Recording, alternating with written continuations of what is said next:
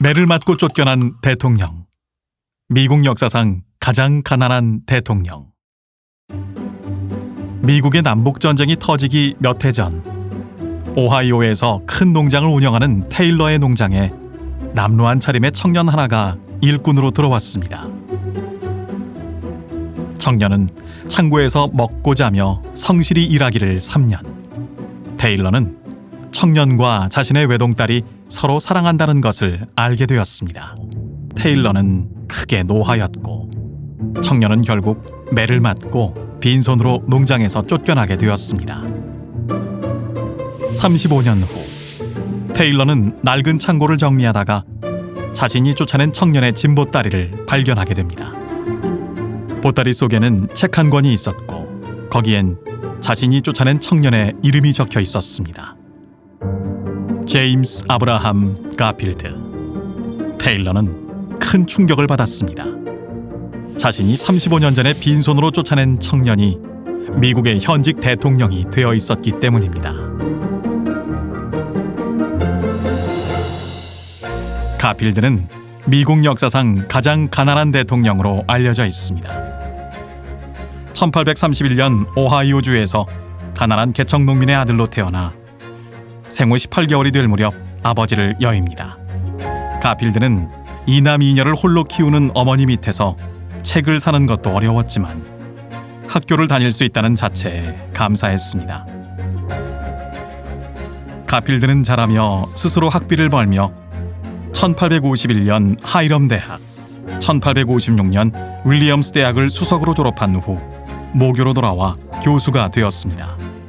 그리고 1857년 26세의 나이에 하이럼 대학 학장, 1859년 공화당 상원의원 당선, 1860년 변호사 자격을 취득하는 등 놀라운 경력을 쌓아갔습니다.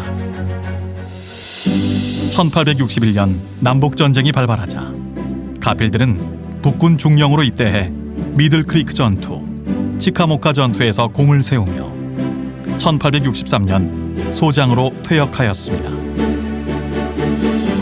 이후 정기로 복귀한 가필드는 8번 연속 하원 의원 당선, 1880년 연방 상원 의원 당선, 그리고 그해 말 대통령 선거에 당선되며 1881년 3월 미국의 제20대 대통령으로 취임하였습니다. 가필드를 대통령으로 만든 것은 무엇일까요? 테일러의 농장에서 쫓겨난 후 가필드는 삶의 각오 10가지를 새겼습니다. 그리고 이를 평생 지켜나갔습니다. 게으르지 말고 수입의 범위에서 생활한다. 약속은 적게 하고 진실은 말한다. 좋은 친구를 사귀되 끝까지 사귄다. 남을 나쁘게 말하지 않는다. 요행을 바라는 것은 게임이라도 피한다. 요행은 없다.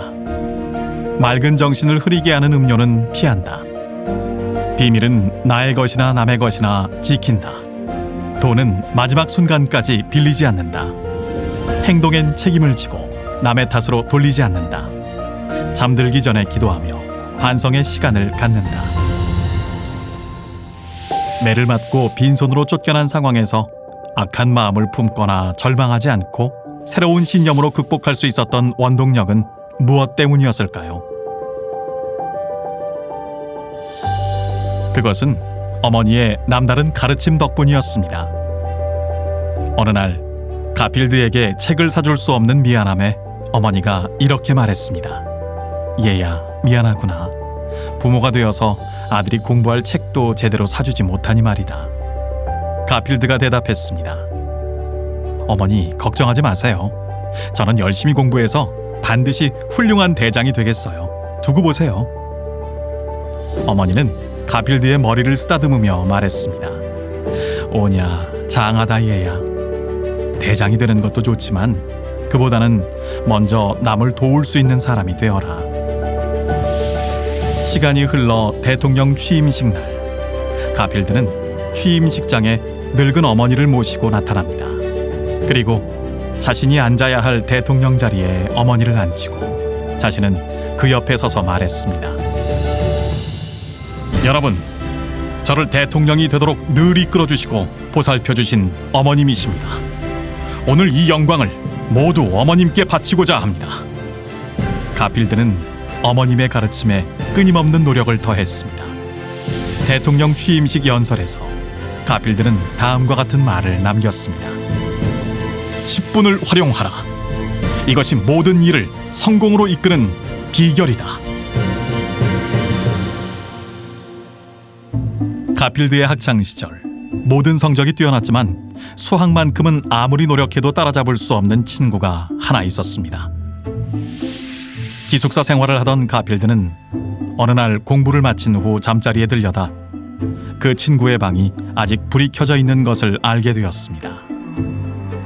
며칠을 관찰해 보니 그 친구 방의 불은 항상 자신보다 10분 정도 후에 꺼진다는 것을 알게 되었습니다. 그가 나보다 항상 10분을 더 공부했기 때문에 나보다 공부를 잘하는구나. 그 후 가필드는 그 친구의 방에 불이 꺼진 후에 그보다 10분을 더 공부하고 난 후에야 잠자리에 들었습니다. 그리고 결국 그 친구보다 더 좋은 성적을 내게 되었습니다. 이러한 노력들이 쌓이고 쌓여 결국 그를 대통령으로 만들었던 것입니다. 철강왕 카네기는 이런 말을 남겼습니다. 자신이 할 일보다 조금 더 하라. 그러면 당신의 미래는 저절로 풀릴 것이다. 가필드는 분명 노력은 배신하지 않는다는 말을 증명한 사람입니다. 또한 어머님의 가르침에 따라 그 노력이 남을 돕기 위한 것임을 잘 알고 있었습니다. 남을 돕기 위한 노력, 이것이 가필드가 성공해야 하는 이유였으며 삶의 목적을 더욱 명확하게 해주었습니다. 주어진 환경은 우리의 삶에서 제약이 될 수 있습니다. 하지만 가필드처럼 자신의 환경에 어떤 태도로 살아갈 것인가가 우리에게 더 중요합니다. 삶을 대하는 작은 태도의 차이가 훗날 큰 결과의 차이를 만들게 될 것입니다.